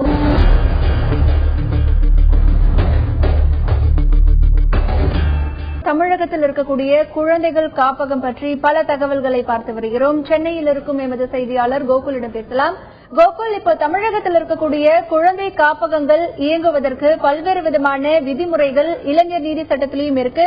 இப்போ சமீபத்தில் அரசு சொல்லக்கூடிய ஒரு பல்வேறு விதிமுறைகள், கிட்டத்தட்ட 37 விதிமுறைகளை அரசு சொல்லியிருக்காங்க. இப்போ இந்த விதிமுறைகளை அந்த காப்பகங்கள் சரியாக பின்பற்றுகிறார்களா என்பதை கண்காணிக்க குழந்தைகள் நலக்குழு ஆய்வு மேற்கொள்ள வேண்டும் அப்படிங்கறதையும் சொல்லியிருக்காங்க. அப்போ குழந்தைகள் நலக்குழு அப்படிங்கிற ஒரு விஷயம் சென்னையில செயல்பட்டு இருக்கா? ஆய்வுகள் என்பது தொடர்ச்சியாக மேற்கொள்ளப்பட்டு வருதா? நிச்சயமாக. அதாவது இந்த குழந்தைகள் காப்பகத்தை சமூக நலத்துறை மற்றும் குழந்தைகள் நல பாதுகாப்பு மையம், குழந்தைகள் நல குழுமம், மூன்று குழுக்களும் சேர்ந்துதான் தற்பொழுது அதை கண்காணித்து வருகிறார்கள். இது குறித்து அவர்களிடமே கேட்கலாம். சார், இப்ப சமூக நலத்துறை, குழந்தைகள் நல குழுமம், அதே போன்று குழந்தைகள் நல காப்பகம், 3 துறைகளும் தான் இதை கண்காணிச்சுட்டு வரீங்க. 3 துறைகளோட வேலை என்ன? 3 துறைகளும் கண்காணிக்கக்கூடிய இந்த நிலையில தற்பொழுது தமிழ்நாட்டில் இருக்கக்கூடிய குழந்தைகள் காப்பகத்தோட எண்ணிக்கை போன்ற விவரங்களே சரியான விவரங்களே இல்லைங்கிற ஒரு குற்றச்சாட்டு இருக்கு. அதை பத்தி நீங்க என்ன சொல்லுங்க? அதாவது 3 துறை என்று சொன்னால் குழந்தைகள் சமூக பாதுகாப்புத்துறை, சமூக நலத்துறை, இவர்கள் இருவரும் அரசு சோசியல் வெல்ஃபேர் டிபார்ட்மெண்ட் கீழே பணி செய்து கொண்டிருக்கிறார்கள். DCPO, district child protection officer, குழந்தை பாதுகாப்பு அலுவலர், சைல்ட் வெல்ஃபேர் கமிட்டி, இவர்கள் எல்லாருமே ஒரே ஒரு இல்லத்தை ஆய்வு செய்கின்ற போது இவர்கள் எல்லாரும் ஒன்றாகத்தான் போகிறார்கள். ஒவ்வொருவரும் அவரவர்களுடைய பணியை செய்வார்கள். இப்போ சைல்ட் வெல்ஃபேர் கமிட்டியினுடைய பணி என்ன அப்படின்னாக்கா, இப்போ எப்படிப்பட்ட குழந்தைகள் இல்லத்திலே சேர்க்கப்பட வேண்டும் அப்படின்றத பாக்குறதுதான் சைல்ட் வெல்ஃபேர் கமிட்டியினுடைய வேலை. இப்போ institutional care should be the last option. அதான் நம்முடைய முக்கியமான இது. கூடுமான வரை குழந்தை பெற்றோர் கூட தான் இருக்கணும். பெற்றோருடைய அன்பு குழந்தைகளுக்கு தேவைப்படுது. அதனால கூடுமான வரைக்கும் குழந்தைகள் பெற்றோரோடு மட்டும்தான் இருக்க வேணும். அல்லது யாராவது ஒருத்தர் இருக்காங்கன்னா அட்லீஸ்ட் அவங்க கூட இருக்கணும். அப்படி இல்லைனாக்கா அவங்களுடைய சொந்த கிராமத்துல, அவங்க ஊர்ல அவங்களுடைய உறவினர்கள் என்று இருக்க வேணும். இது எதுவுமே நடக்காது, இது எதுவுமே அந்த குழந்தைக்கு பாதுகாப்பான சூழல் இல்லை என்கின்ற பட்சத்தில் மட்டுமே ஒரு குழந்தை காப்பகத்திலே அனுமதிக்கப்பட வேண்டும். இதை உறுதி செய்வதுதான் சைல்ட் வெல்ஃபேர் கமிட்டியினுடைய வேலை. சைல்ட் வெல்ஃபேர் கமிட்டியுடைய வேலை அங்கதான் இருக்குது. இந்த குழந்தை உண்மையிலேயே பாதுகாப்பு தேவைப்படுது, this child is in need of care and protection, பாதுகாப்பு மற்றும் பராமரிப்பு தேவைப்படுகின்ற குழந்தை அப்படின்னு சைல்ட் வெல்ஃபேர் கமிட்டி உறுதி செய்த பிறகுதான் அந்த குழந்தைக்கு அனுமதி கொடுக்கப்படுவது. இப்ப child social welfare, social defence, district child protection officer, இவங்க எல்லாருடைய பணி அவர்களுடைய ரிக்குவயர்மெண்ட்ஸ், இந்த குழந்தைகள் இல்லம் இங்கே நடத்தப்படுவதற்கு தேவையான வசதிகள் இருக்கின்றதா, குழந்தைகள் பாதுகாப்பாக இருக்கின்றார்களா, குழந்தைகளுக்கு பாதுகாப்பான உணவு அளிக்கப்படுகின்றதா, பாதுகாப்பான சூழல் இருக்கின்றதா, பாதுகாப்பான கல்வி கொடுக்கின்றதா, இவைகள் எல்லாத்தையும் பார்க்கிற வேலை இவர்களிடத்தில் இருக்கிறது. இப்ப தமிழ்நாட்டிலே புற்றீசல் போல காப்பகங்கள் பெருகிருச்சு அப்படிங்கிற மாதிரி ஒரு குற்றச்சாட்டு இருக்கு. இப்ப காப்பகங்களை முறையாக அனுமதி இல்லாமல் நடத்துறாங்க அப்படிங்கறத கண்காணிக்கிறது யாரு? அது குறித்து புகார் அதை எப்படி கண்டுபிடிக்கிறது? யாரிடம் அது குறித்து புகார் தெரிவிக்கலாம்? இல்ல, இது யார் வேணாலும் புகார் தெரிவிக்கலாம். இது புகார் தெரிவிக்கிறதுக்காக தனியா ஒருத்தர் இருக்கணும்னு அவசியம் கிடையாது. ஒரு குழந்தை பாதுகாப்பு இல்லாத சூழல் இருக்கிறது என்றால் உடனே 1098, இந்தியா முழுக்க ஒரே நம்பர் தான், 1098 1098. நீங்க இந்த தொலைபேசியில் அழைச்சீங்கன்னா உடனே சைல்டு லைன் அந்த இடத்துக்கு உடனே வருவார்கள். அடுத்த அரை மணி நேரம், 1/4 மணி நேரத்திற்குள்ளாக அந்த இடத்துல அங்க இருக்கின்ற குழந்தைகளை அங்கிருந்து மீட்டெடுத்து கொண்டு வந்து விடுவார்கள். அதனால நீங்க புகார் தெரிவிக்கிறதுக்குன்னு ஒரு இடம் தேவைப்படுகின்ற அவசியம். யார் வேணாலும், ஒரு குழந்தை, சட்டம் என்ன சொல்கிறது தெரியுமா, ஒரு குழந்தையே தனக்கு பாதுகாப்பு வேண்டும் என்று கருதினால் உடனே அந்த குழந்தை 1098க்கு கூப்பிட்டா போதும். அல்லது யார் வேண்டும் வேணாலும், ஒரு இல்லம் பாதுகாப்பற்ற சூழலில் இருக்கிறது என்று அக்கம் பக்கத்தில் இருக்கிறவர்கள் அறிந்தால் கூட உடனடியாக 1098க்கு அழைத்தால் போதும், உடனே அவர்கள் அதுக்கு தேவையான நடவடிக்கை எடுக்கப்படும். அதாவது குழந்தைகள் காப்பகத்துல 5 வயதுக்கு உட்பட்ட, 5 வயதுக்கு கீழே இருக்கக்கூடிய குழந்தைகளை காப்பகத்தில் வைக்கக்கூடாது என்ற ஒரு விதியும் உள்ளது. அதே போன்று 5 வயது முதல் 10 வயதுக்கு உள்ள குழந்தைகளை தனி அறைகளும், 10 வயதிலிருந்து 15 வயதில் 14 வயது வரை இருக்கக்கூடிய குழந்தைகளை தனி அறைகளும், 14 வயதிலிருந்து 18 வயதில் இருக்கக்கூடிய குழந்தைகளை தனி அறைகளும் வைக்க வேண்டும் என்ற ஒரு விதியும், அரசு விதியும் உள்ளது. அதே போன்று ஆண்களுக்கு, பெண்களுக்கு என்று தனியாக ஒரு கட்டிடங்களில் தான் அந்த குழந்தைகளை தங்க வைக்க வேண்டும் என்ற ஒரு விதியும் உள்ளது. இது போன்ற விதிகளை தற்பொழுது ஒரு சில காப்பகங்கள் பின்பற்றாத ஒரு சூழ்நிலை உள்ளதால் தான் இது போன்ற காப்பகங்களை மூடக்கூடிய ஒரு சூழ்நிலை உருவாகியுள்ளது. அதிகாரிகளும் சமூக நல பாதுகாப்பு துறையாக இருக்கட்டும், குழந்தைகள் நல பாதுகாப்பு துறையாக இருக்கட்டும், உடனடியாக இதை கண்காணித்து நடவடிக்கை எடுக்க வேண்டும். இது போன்ற காப்பகங்களை உடனடியாக மூட வேண்டும் என்ற எதிர்பார்ப்பு தான் சமூக ஆர்வலர்கள் மத்தியில் நிலவுகிறது. கேமா, தொடர்ந்து பேசலாம் கோகுல். திரு பாடம் நாராயணன், இப்போ ஏற்கனவே நீங்க சொன்னீங்க பல்வேறு காப்பகங்கள் உரிய அங்கீகாரம் இல்லாமல் இயங்கிட்டு வருது அப்படின்னு. அப்ப இந்த விஷயத்துல அரசுடைய உடனடி நடவடிக்கையா என்ன இருக்கணும்னு நினைக்கிறீங்க? சுருக்கமா பதிவு பண்ணுங்க. முதல்ல வந்து சிறார் நீதி சட்டத்துல பல்வேறு விஷயங்கள் இருக்கின்றன. என்ன மாதிரியான அமைப்புகள்லாம் இருக்கணும், மாவட்ட அளவுல இன்ஸ்பெக்ஷன் கமிட்டி இருக்கணும் அப்படின்னு சொல்லிட்டு இருக்கு. அதுக்கப்புறம் மானிட்டரிங்கு தனியா கமிட்டி இருக்கணும் இருக்கு. ஒவ்வொரு குழந்தை காப்பகங்கள்லயும் ஒரு மேனேஜ்மெண்ட் கமிட்டி, மேலாண்மை குழு இருக்கணும். அதுல குழந்தைகளும் அதுல உறுப்பினர்களா இருக்கணும் அப்படின்னு இருக்கிறது. வெளியில உள்ளவங்க வந்து முறையா பாக்குறதுக்கு அந்த மாதிரி இல்ல. அப்புறம் மாநில அளவுல வந்து ஒரு ஆலோசனை, ஒரு அட்வைசரி போர்டு இருக்கணும்னு இந்த சிறார் நீதி சட்டத்துல இருக்கிறது. ஆனா அந்த அட்வைசரி போர்டு இல்ல. அந்த அட்வைசரி போர்டு வந்து அமைச்சர் தலைமையில இருக்கணும். அதுல பல துறையில சார்ந்த அதிகாரிகள் இருக்கணும், குழந்தை ஆர்வலர்கள் இருக்கணும்லாம் இருக்கு. ஆனா அந்த அட்வைசரி போர்டு இல்லை. இந்த மாதிரி இருப்பதனால ஒட்டுமொத்தமாக இந்த அமைப்பு வந்து குழந்தை, குறிப்பாக வந்து சமூக நலத்துறை என்பது இன்றைக்கு இலவச திட்டங்களை செயல்படுத்தும் ஒரு துறையாக சுருங்கி விட்டதனால இந்த மாதிரி குழந்தைகளுடைய உரிமை சார்ந்து செயல்படுவதற்கான போதிய அதிகாரிகள் இல்லை. அப்படி இருக்கிறவங்களுக்கு கூட திறமையா அவங்க அவங்க செயல்படும் அளவுக்கு அவங்களுக்கு வந்து கெப்பாசிட்டி பில்டிங்கோ ட்ரைனிங் ஓரியன்டேஷன் எதுவுமே இல்லை. இப்போ குழந்தை உரிமை சார்ந்து பல விஷயங்களை செய்யணும்னா அதற்கான ஒரு கல்வி அமைப்பை ஏற்படுத்தணும். அது கூட தமிழகத்தில் இல்லை. மாநில அளவில் ஒரு கல்வி அமைப்பு இருந்தாதான் இதுல ஸ்டேக் ஹோல்டர்ஸ் சொல்லுவாங்க, குழந்தை நல குழுமத்தில் உள்ளவங்க, சமூக நலத்துறை அதிகாரிகள், அது போக தன்னார்வ தொண்டு நிறுவனங்கள் இருக்காங்க, என்ஜிஓஸ் இருக்காங்க. அப்புறம் பாத்தீங்கன்னா சிறார் நீதி சட்டத்துல வந்து சிறார் சீர்திருத்த பள்ளிகள்லாம் நடத்துறவங்க இருக்காங்க. அப்புறம் அந்த சிறார் நீதிமன்றத்தில் இருக்கிற நீதிபதிகள் உறுப்பினர் இருக்காங்க. இவங்க எல்லோருக்கும் வந்து ட்ரைனிங் கொடுக்கணும். அதற்கான அமைப்பு கூட இல்ல.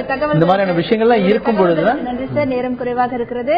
தற்பொழுது தமிழகத்தில் பல்வேறு குழந்தைகள் காப்பகங்கள் இயங்கி வருகின்றன. அவற்றில் பல காப்பகங்கள் உரிய அங்கீகாரம் இல்லாமல் இயங்கி வருவது பல்வேறு தரப்பிலான ஒரு குற்றச்சாட்டுகள் வருகிறது. மேலும் குழந்தைகள் காப்பகம் அமைக்கப்பட வேண்டுமானால் சமூக நலத்துறையிடம் பதிவு செய்ய வேண்டும். மேலும் இந்த குழந்தைகள் காப்பகத்தில் இருக்கக்கூடிய குழந்தைகளை சிறார் நீதி சட்டத்தில் கொடுக்கப்பட்டிருக்கக்கூடிய விதிமுறைகளையும் பராமரிப்புகளையும் அவர்களுக்காக செய்ய வேண்டும் என்கின்ற விதிமுறை கூறுகிறது. ஆனால் பல குழந்தைகள் காப்பகங்களில் இந்த விதிமுறைகள் சரியாக பின்பற்றப்படவில்லை என்கின்ற ஒரு குற்றச்சாட்டும் இருக்கிறது. மேலும் தமிழகத்தில் எத்தனை குழந்தை காப்பகங்கள் இருக்கின்றன, செயல்படுத்தப்படுகின்றன என்கின்ற ஒரு எண்ணிக்கை அரசு அதிகாரிகளிடமே இல்லை. அப்படி இருக்கும் பொழுதுதான் எப்படி செயல்படுகின்றன, எவ்வாறு செயல்படுகின்றன என்கின்ற ஒரு ஆய்வு நடத்த முடியும். மேலும் இந்த சமூக நலத்துறையில் கூட அதிகாரிகள் என்பது பற்றாக்குறையாக இருக்கிறது. ஆகையால் ஆய்வு பணிகள் முழுமையாக நடத்தப்படவில்லை. மேலும் இந்த காப்பகங்களுக்காக ஒரு மேலாண்மை கமிட்டி அமைக்கப்பட வேண்டும். அப்படி ஒரு கமிட்டியும் இங்கே அமைக்கப்படவில்லை. ஒழுங்குமுறை கமிட்டியும் அமைக்கப்பட வேண்டும். அப்படி ஒன்று இல்லை என்கின்ற ஒரு குற்றச்சாட்டும் இங்கே முன்வைக்கப்படுகிறது. மேலும் தற்பொழுது இந்த குழந்தைகள் காப்பகம் என்பது சமூக பிரச்சனையாகவும் பார்க்கப்படுகிறது. இந்த குழந்தைகள் காப்பகத்தில் இருக்கக்கூடிய குழந்தைகள் எதிர்காலத்தில் என்னவாக இருப்பார்கள், அங்கே அவர்களுக்கு தேவையான பாதுகாப்பு வசதிகள் எப்படி இருக்கிறது, அவர்களுக்கு உடல்நிலை சரியில்லை என்றால் அவர்களை பார்த்துக் கொள்வதற்காக என்ன மாதிரியான வசதிகள் செய்யப்பட்டிருக்கிறது என்பது குறித்த எந்த ஒரு விவரங்களும் இங்கே நடைமுறைப்படுத்தவில்லை என்கின்ற ஒரு குற்றச்சாட்டும் இருக்கிறது. ஆகவே இந்த ஒரு விஷயத்தில் உரிய கவனம் செலுத்தி அரசு தீவிர நடவடிக்கை எடுக்க வேண்டும் என்பதே ஒட்டுமொத்த சமூக ஆர்வலர்களின் கோரிக்கையாக இருக்கிறது. இந்த நிகழ்ச்சியில் பங்கேற்ற சென்னை செய்தியாளர் கோகுல், கோவை செய்தியாளர் நெசராஜ் மற்றும் நமது செய்தியரங்கில் பங்கேற்ற திரு பாடம் நாராயணன், மதுரை செய்தியரங்கில் பங்கேற்ற திரு காலமேகம் ஆகியோருக்கு நன்றி. மீண்டும் ஒரு உள்ளது உள்ளபடி நிகழ்ச்சியில் சந்திக்கலாம். இணைந்திருங்கள்.